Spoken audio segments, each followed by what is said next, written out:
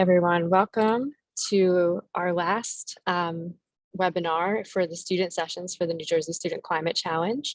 Today we have Help Fight Climate Change with Composting with Virginia Lamb. Before we get to that, I'm just going to give a little bit of background information about the climate challenge, how it will work, and that type of thing.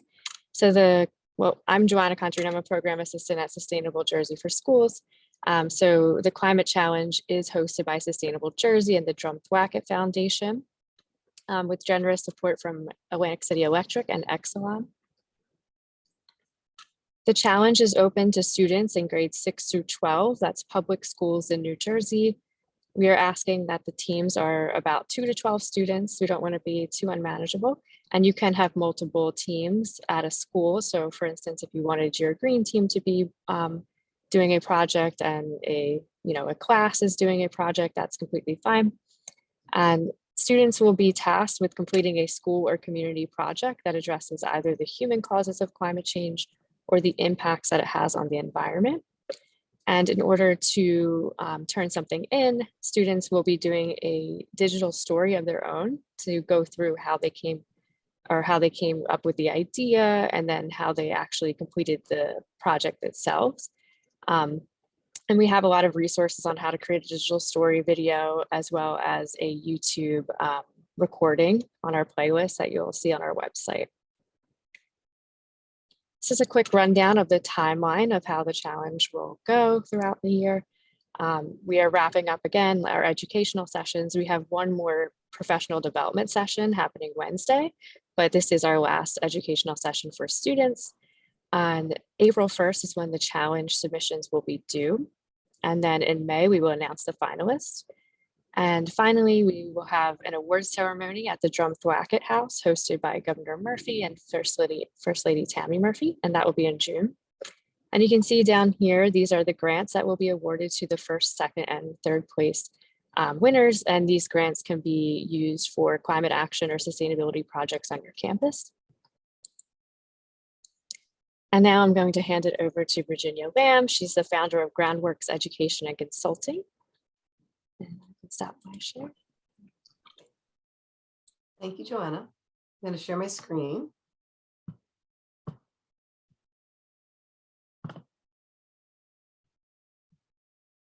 All right, good afternoon, everybody. Thank you for coming. Thank you to Sustainable Jersey for hosting this program today. We're going to talk today about the basics of composting and the role it has in combating climate change, and then how you can begin or increase your composting efforts at home or at your school, or both. But first, I just wanted to start off with a few definitions which get used interchangeably, but they have distinct meaning of their own. So first of all, the greenhouse effect, which is essential for life on Earth, is a natural process where heat from the sun is trapped in a thin layer of atmospheric gases in the upper atmosphere, about 6 miles above the Earth. And those gases include water vapor, carbon dioxide, methane, and nitrous oxide. And we have to have the greenhouse effect, or it would simply be too cold for life on Earth. Next is global warming, which refers to the long-term increase in the average surface temperature of the Earth. And that increase has been about 2 degrees Fahrenheit worldwide since 1880. And then lastly, climate change refers to the long-term changes in localities and specific areas throughout the globe, averages in humidity, temperature, humidity, and precipitation as a result of the warming that's happening because greenhouse gases have made more radiation stay in our atmosphere.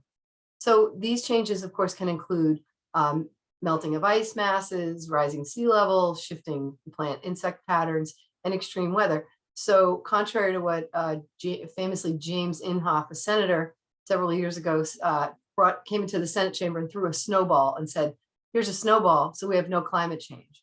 Well, in fact, it was a snowball in Washington, D.C. in April. So these changes can happen and colds can be part of the changes. So global warming contributes to these changes that are not only warming.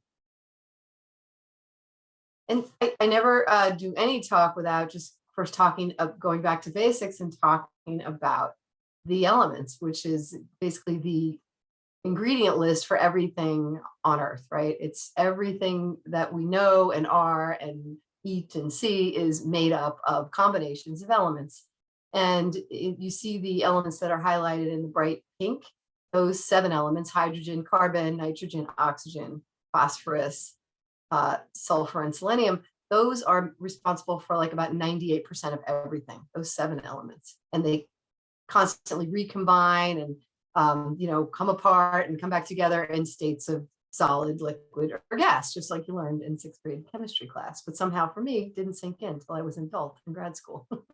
So the atoms combine to make molecules, to combine to make compounds, and those combine to make everything.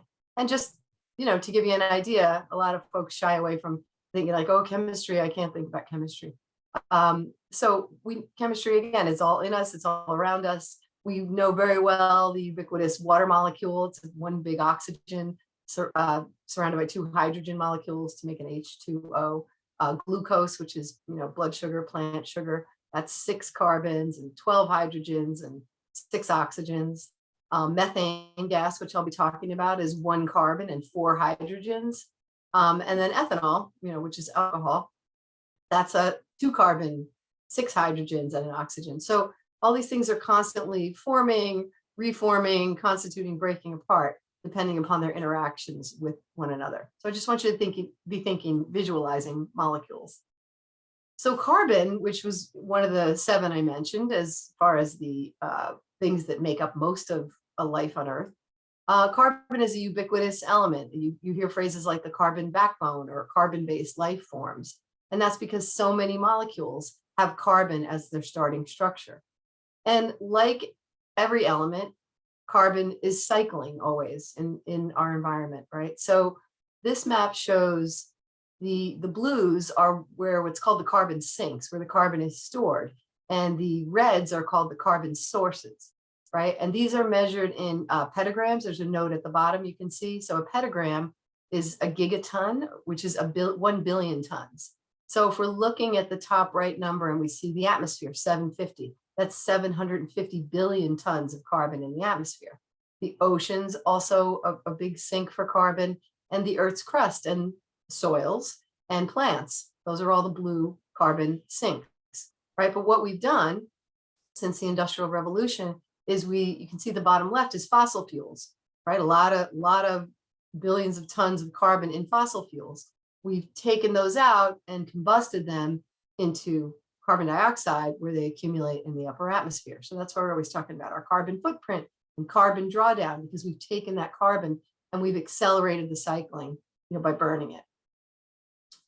And just to quickly give you, a visual of that, I'm not going to go too far down the whole of climate change, because I think you probably all know the parameters. But basically, this model on the left is called the hockey stick. And it shows that over the past, 1,000 years and more, carbon levels in the atmosphere were relatively constant. And then what happened in the late 1800s was the internal combustion engine, right? So the byproduct of combustion is CO2. So then concentrations in the atmosphere really started accelerating rapidly, right? And we can see in the bottom right that some people will say, oh, these are natural processes. There's been higher carbon emissions in the atmosphere over time. And that is true, but it was before humans. It was millions of years ago, before humans lived on Earth. So these are called anthropogenic emissions. They're human-caused CO2 emissions. And you can see the relationship between the human emission level rise and the rise in atmospheric carbon dioxide concentration. So it's not a mistake. It's not a coincidence. But on the upside, there are some solutions that are within our grasp. And composting offers solutions to many of these problems. Composting can be a way to reduce waste significantly, can reduce greenhouse gases, and can create, quote unquote, because there's no such thing as creating or destroying, there's only transforming, create organic matter. So I'm going to speak for a few minutes about those specific things.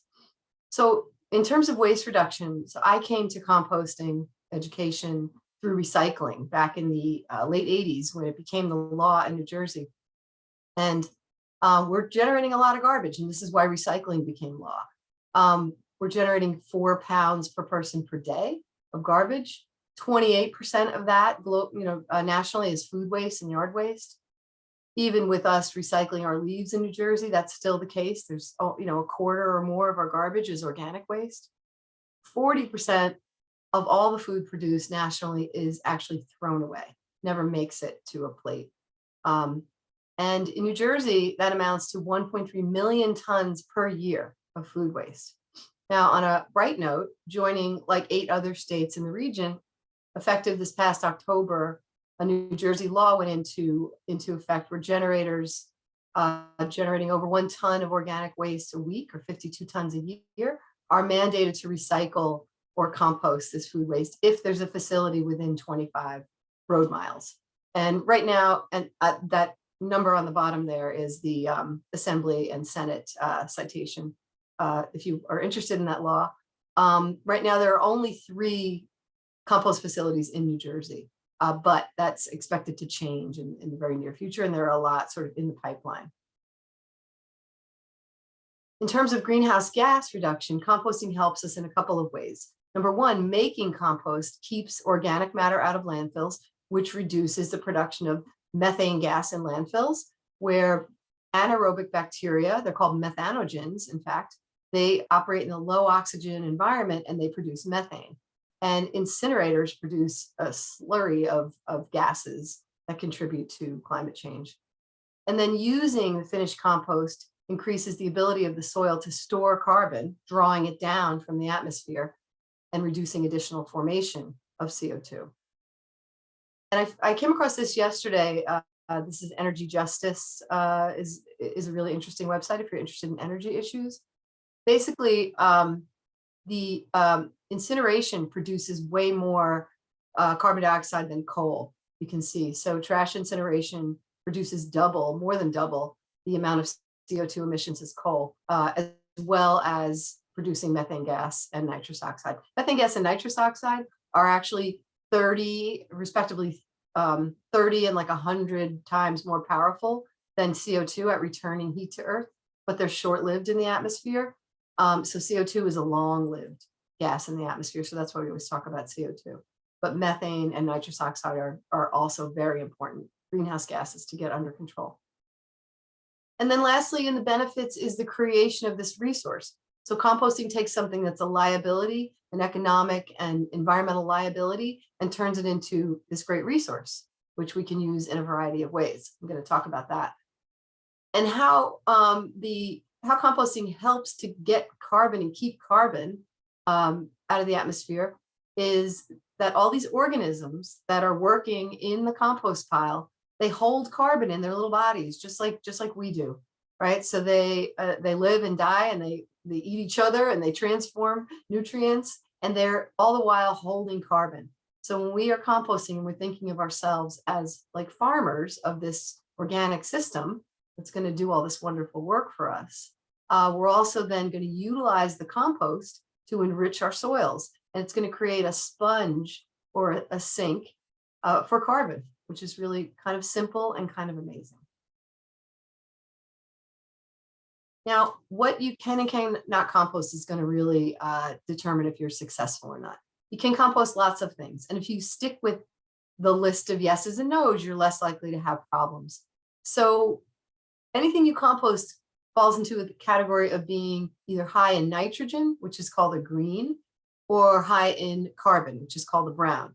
So greens are mainly green, not always green, but they're fresh fruit and vegetable scraps, food scraps from the kitchen, clippings from plants, garden debris, tea bags, coffee grinds. Those are the greens. And then the browns are dry, crunchy things. And browns used to be greens in a lot of cases, right? Like green leaves are high in nitrogen, and brown leaves, the nitrogen has exited. And so now they're relatively high in carbon. So browns include dry fall leaves, untreated straw, shredded papers, twigs, branches, wood chips, and so forth. So the no list for composting, and this is really talking about a backyard compost pile where you want to be a little bit careful, where if you were sending materials to a composting facility, it would be a bit more broad of a list of accepted items. But in a backyard compost pile, especially for beginners, We want to avoid cooked foods, foods that have sauces or dressings or meat or dairy or bones, any like what they call plate waste from the kitchen. Prep waste is good, before you're cooking, but the plate waste, generally, we don't want to put that in the compost. We want to avoid pet waste from meat-eating pets, soiled tissues and paper towels. Now, paper towels, if you just wiped up, water or something, that's fine. But oily spills or chemicals, you don't want to put those in. Produce stickers, surprisingly, are like the bane of the composter's existence. Anything greasy or oily, anything coated or waxy or painted or treated. And you don't want to put in things that you're trying to get rid of, like aggressive weeds, diseased plants, anything that you're trying to get rid of from your garden, you don't want to put in the compost because it will make it more likely to persist. And, like anything, you can learn a ton about something, or you can learn a very little and get by just fine. And when it comes to composting, just keep these things in mind. In addition to the yes/no list, these 5 essential elements, which are carbon to nitrogen ratio, which we talked a little bit about. I'm going to go through all these specifically. The volume of the pile, the moisture, the aeration, and lastly, the surface area. So we've talked about this a little bit. You want a ratio of about 2 to 3 parts carbon, the dry brown materials, 2 to 3 parts of carbon to 1 part nitrogen. So that means for me, we have a kitchen scrap bucket. I take it out every couple of days, dump it in my compost bin, and then I put 2 or 3 buckets worth of dry brown leaves on top. And that way they're going to work together. The greens are moist and the browns are dry. So you're going to have the right amount of oxygen, the right amount of moisture to really encourage this aerobic or oxygen rich composting, which is fast and doesn't have odor problems. You can compost only brown materials, like leaf. There are leaf composting facilities throughout New Jersey. You just need to keep that stuff moist. You need to water it because it will dry out and not be active at all. So the moisture is the organisms. Remember the organisms that were in that slide. Those organisms like moisture. They like a temperature range like we like. Most of them, some bacteria like it really hot. But basically, you just keep a high carbon pile more moist. When you're doing the browns and greens together, the greens have enough moisture, so you usually don't have to water. The volume of a home compost pile should be about 1 cubic yard, which is 3 by 3 by 3. And this allows for enough volume for the organisms to be working and not run out of a food source. And it's big enough and it's also small enough where it's not going to become anaerobic in the center and start to become, an odor problem or slow down the process. So about 1 cubic yard, but a lot of commercial composters are like 2/3 of a cubic yard or a little more than a cubic yard, and that's fine too. The phrase that you see in any composting reading that you're doing is that the pile should be about as damp as a wrung-out sponge. And it shouldn't be soaking wet and it shouldn't be bone dry. And again, we're thinking about those organisms because they like a moist environment. I always say you don't see the worms laying around on the top of the grass, right? They like it cool, they like it protected. So the same thing for these organisms in the compost pile. You just want it to be damp, and that's going to be dictated by what you're putting in. And then aeration. We want this to be an aerobic process, an oxygen-rich decomposition process, right? So you can accomplish that a number of ways. You can turn your pile. You can layer your pile with the browns and greens that we talked about, or you can do a mechanical aeration system. This particular one has a manifold and a blower and blows air in 20 seconds of every minute. And these perforated PVC pipes are underneath. So there's air constantly going in there. And that's really a very fast way to get compost. You can get it in maybe like 8 weeks sometimes when you're really tending to the pile and oxygenating it. But most people are going to do like a layered system like you see on that top right picture. And then lastly, surface area. And this just makes logical sense. The smaller the particles are, the faster they're going to decompose. So the more you chop and shred, and this is anything from kitchen waste to leaves to twigs and branches, the faster the faster decomposition comes with smaller particles, my daughter used to say when she was a little composter, because worms have very small mouths. But it's actually bacteria. A lot of this activity is bacteria driven. All right, so then you think about what you have, what ingredients you have, and that'll help you figure out what kind of system you need. All right, so do a little mental inventory. If it's your home, if it's your school, if it's your workplace, think about, you might want to do a little assessment.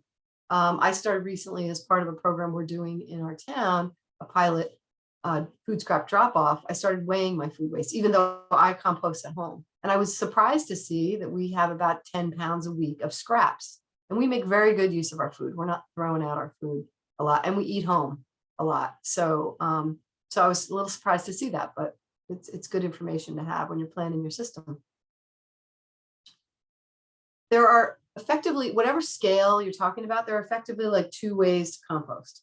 There's hot composting, which is also called batching, where you take the entire volume of material all at once, chop and shred, mix and moisten, and then you leave it, and you might turn it once a week or so to add oxygen, and that will be hot, fast composting. You can see that thermometer says 140 degrees. I've seen compost piles 170 degrees. Not for long though, because these are like thermophilic bacteria that work in high heat environments. And then they go crazy and they have a frenzy and then they burn themselves out. And then the next level takes over. So it's hot pile or batching versus cool pile or layering, which I mentioned is a very common smaller scale method. And in layering, you're adding material as you get it. And it's taking you much longer. Like in the layering system, it might take a year or 18 months, depending upon all the 5 elements I talked about and how much work you want to put into it. But I don't put very much work into it. I have a couple of bins, so I'll layer and fill one. And then when that gets filled, I'll turn and start another one and then go back to the original one and harvest out the compost. So it's very easy. So typically the 2 cycles that are going on temperature wise, no matter what kind of composting you're doing, is like the active phase where these organisms are working and breaking stuff down, having a little eating party and a feeding frenzy. And then temperatures cool down as the material is more mature. There's not that much food for them to eat, so that you won't be able to get high temperature. But if you're doing a pile, a batching pile, you can get these very high temperatures, and then you'll see the temperatures start to go down if you're monitoring. And if you turn them and you add oxygen, you'll boost the temperature back up again because the bacteria will have air, right? And they'll be able to reproduce and do their thing. But over time, you see the temperature goes down. So compost doesn't stay hot in general for a really long time. It's not intended to stay hot. There are many, many different kinds of systems, and I'm not going to talk in great detail about any of them, but basically there are these small kind of open systems, everything from an open pile to a chicken wire enclosure to home-built wood and wire bins or purchased plastic bins. These are sitting on the ground, they're in contact with the soil, so soil organisms can come up and excess moisture can drain away. I would only recommend an open bin for systems that are processing only yard waste. I wouldn't put kitchen waste in an open bin, so you wouldn't be likely to attract pests. And then there are these enclosed bins, and there are any number of, a variety of them. And again, they're in contact with the soil, but they're a little more secure, right? That you can't tangle with them so easily. Although I do have some squirrels that have really tried hard. And the idea is that you put the materials in, you do your layering, and then you open up the door at the bottom and the finished compost comes flooding out, which isn't exactly accurate. Maybe if you left it for a really long time. But basically these systems can be used in combination too. And generally they're made from recycled plastic, which is an added bonus. Some communities too are doing distributions. I used to work for Monmouth County many years ago, and we would do these subsidized distributions, and people could get a composter for $20 or $25. We'd get a truck delivered and people would come pick them up. So a lot of communities are doing that now. Again, even if you only offer them at wholesale cost, which is like $60, they're a lot cheaper than buying them retail. And then there's a class of composters called tumblers, where you put the materials in and you rotate the barrel. And they're not in contact with the ground, and they sometimes need some help in terms of finished compost or, monitoring. They have like specific recipes, but they're very secure and they're very easy to aerate because you can just roll them around. And they can be used as like a pre-composting. So you could do your rotating barrel and then get the material, kind of broken down and then put it just in an open holding bin to finish off. Compost, you can compost food scraps separately too, either by incorporating them right into the soil or utilizing red worms, red wigglers, which are suited for very efficient composting. They eat half their weight in food every day, which you wouldn't think would be a lot, but you start out with a pound of them, you can process half a pound of food waste every single day as soon as they get established. Like, a half a pound deli container, which is like 2 cups every single day. So it's pretty amazing. We used to do a lot in Monmouth County with the schools and classrooms and getting worm bins set up, and kids can be doing weighing and they can be doing graphing with the plotting of where the food scraps go. And so there's a lot of activities associated with worm composting for schools. So in New Jersey, there's a law, a recycling law in New Jersey that went into effect in 1987 or 1988. And there's an exemption that allows schools to compost on site. They don't need a permit, Class C composting permit, which is a big regulatory, burden. But it's only materials generated at the school.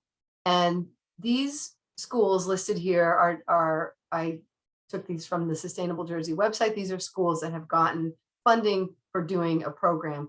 I'm not sure what the status of them is. I know that Chatham High School is still composting with that rocket composter that you see there on the right.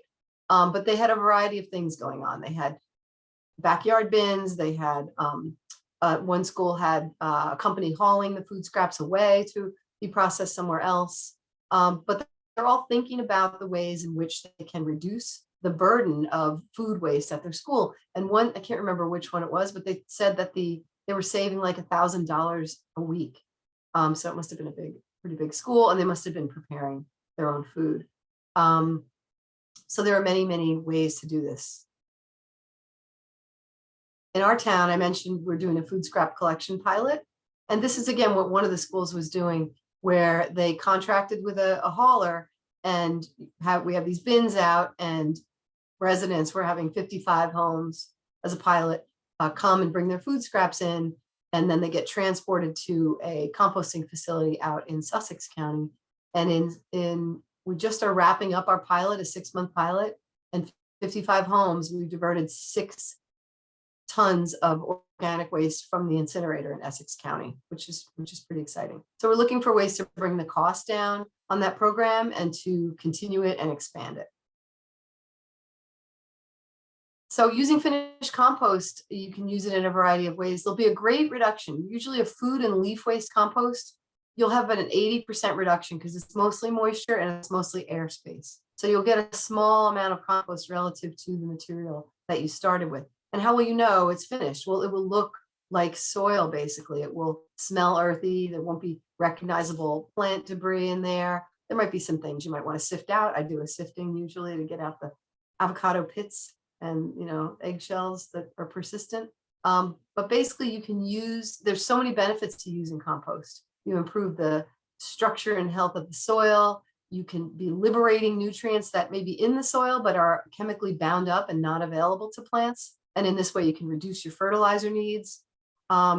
Really important that the moisture and temperature in the soil are moderated by adding organic matter. And this reduces plant stress and makes plants more resilient to pests and diseases. It's just like when we're run down sick, right? We're more likely to get ill. And same thing with plants. When they're wilted and they're stressed, they're more likely to succumb to pests and diseases.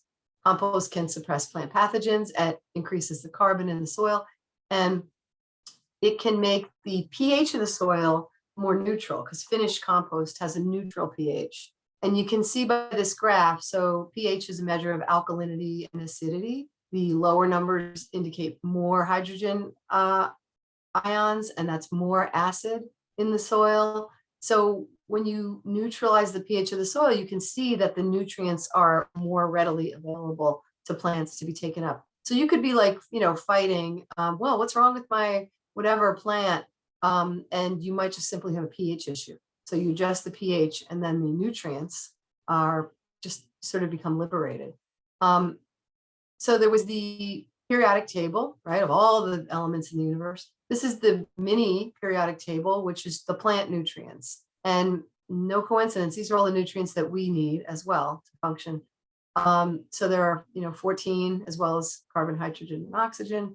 And they're in groups of macronutrients, secondary macronutrients, and micronutrients or trace elements. And so that's quantity needed. So the macronutrients are needed in larger amounts. Like plants always need nitrogen, phosphorus, and potassium. Those are called limiting nutrients. If they don't have those, they can't really function well. What other thought I had on that just ran out of my head? Oh, so finished compost can have all these nutrients, where you buy a bag of fertilizer and it might only have nitrogen, phosphorus, and potassium. The finished compost is also available on a slow release basis to plants. So it's not like a, pile in there and then unused minerals get washed away. Compost is persistent in the soil. And you can use it in all these different ways that you would use any other soil amendment. You can put it on top of the soil or around your plants. You can mix it into a potting mix. You can dig it in a hole when you're planting, but don't do that for woody plants like trees, because it limits their spread of their roots. And you can use mature compost as a seed starting mix. And I love to make compost tea. If you only have a little compost, you can really extend the life of it and the utility of it by mixing 10 parts of water to 1 part of compost. You can make a weak tea in as little as a couple of hours. But if you're going to want to make a stronger tea, few days, you want to aerate it, stir it, or oxygenate it with like a fish pump or something, because it's a living material, just like the compost is. It's a living biological material, and it needs oxygen to keep living and thriving. So it suppresses fungus in plants, and plants can only take nutrients up in solution, right? So if you have dry soil and you put down a dry fertilizer, that might as well not be anything. In fact, it could hurt the plant. But if there's soil moisture, or your nutrients are applied in a liquid, then plants can take that up very quickly. All right, so just quickly, the problems are pretty easily solved. If you have problems, if you have an odor, you need oxygen or carbon. If the pile's too dry, add moisture or green material. If there are animals being attracted to the pile, unwanted animals, check what you're putting in, add barriers. I put wire underneath my compost bin because I have little, these little urban, suburban wildlife that I don't really want piling in there. So, I keep them out. And if the compost doesn't seem to be cooking along, thin layers of grass clippings are nice, and mixing the pile often helps boost up the activity. Just a few resources. County and I used to work for municipal and county government, so I'm a little biased. But county and municipal recycling offices can be great resources. They can have even, funding. They can have staff to come out and do programs with you. They can have facilities that you can visit. The DEP is putting together composting resources for educators. And so rather than put the long URL, you just search that phrase, NJDEP compost resources, and you'll be brought to a page with a bunch of links. I love this organization, Institute for Local Self-Reliance. They have a lot of reproducibles, free art and stuff that you can use. And they have just great guidance and great how-to documents and stuff. And it's all free. I love the U.S. Composting Council as well. It's a national organization. They have a lot of resources for the public and for teachers. And I do I love North Carolina State Extension. Not all state extensions are created equal when it comes to programming. Some just do certain programs better than others. Like Rutgers does really great turfgrass programming, but North Carolina State and also Cornell University has a lot of great composting resources for free.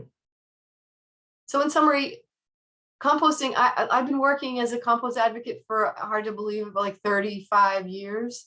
And it just seems like now it's getting its due, like its time has finally come.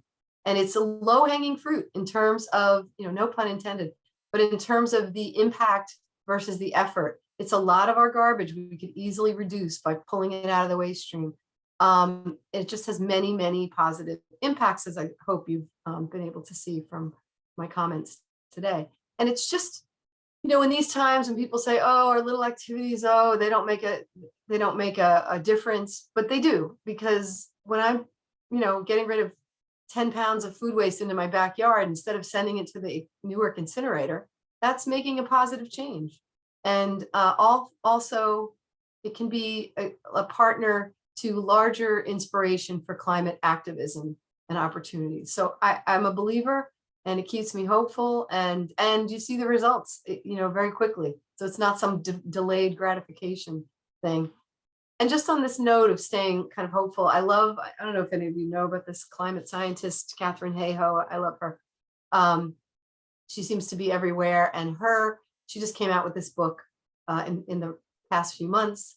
And her whole thing is that we all need to be talking about this to one another all the time. And we don't need to be saying like, you're wrong and I'm right or whatever. We need to be finding some common ground. So maybe you have a neighbor who's super interested in saving money on energy costs. So you can help, you know, guide them with information on insulation or possibly solar panels. And I always find her just uplifting. So on Wednesday, this day after tomorrow, the Harvard Kennedy School has her doing a presentation. It's free. And if you sign up and you can't attend, you will get the link afterwards. And I think that Joanna was going to put that in the chat, that link, because it was a very long link for that session. But she's terrific, and I really like listening to her. I'm always uplifted. All right, so I don't know if there are any questions in the chat. I know I can't talk to you live.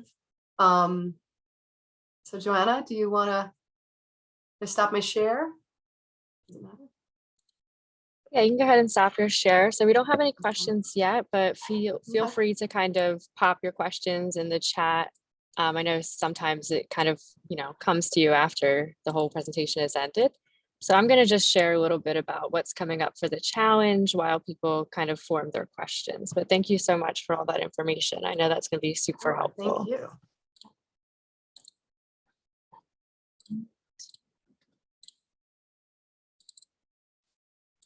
Oh.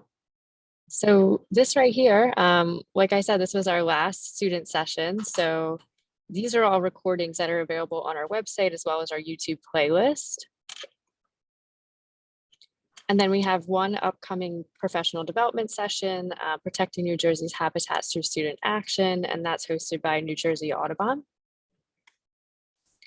And then at our website, this link right here, you'll find that there's a bunch of resources for, you know, how to participate in the challenge. So you have your teacher guide, a student guide, some more general things like the rules and release forms, and a really great brochure. So if you want to share it with colleagues, teachers that teach at different schools or your own schools, just a little rundown about the challenge. And this is just a reminder for teachers to please register. When you register, it doesn't mean that you actually have to complete a project. We obviously want you to and hope that your students will be involved.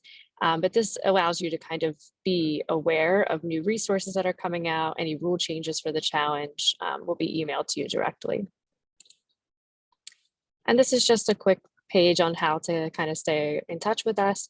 This QR code, if you have your smartphone, will direct you to our website that has all of the recordings and all of those resources that I talked about. And you'll see right here, this is an email that you can reach out to us directly, njstudentclimatechallenge@sustainablejersey.com. And we ask that as you're completing your projects, if you want to post anything on social media, you know, progress photos or anything like that, you can use this hashtag #NJStudentClimateChallenge. And I see we have some activity in the chat, so let's see where we go. So Sue asked, my home composter comes with a tool to stir it. How often should I do this, or should I just let it decompose in layers as you described? Yeah, that's a good question. I find generally those tools, like if you're constantly adding to the pile, then the tools are sort of mixing old and new. So if you're making your compost in batches, where it's a pretty homogeneous mix, then you can kind of, you know, plug some holes of air into it every, even once a month would help. But if you're adding material to it, I don't really see the utility of that. I think it's better to just make sure you are getting the balance, the ratios right with the layers. Hope that's a good answer. Thank you so much. Awesome. So like I said, we have all of our recordings available on the website, and you can keep in contact with us through that email that I shared.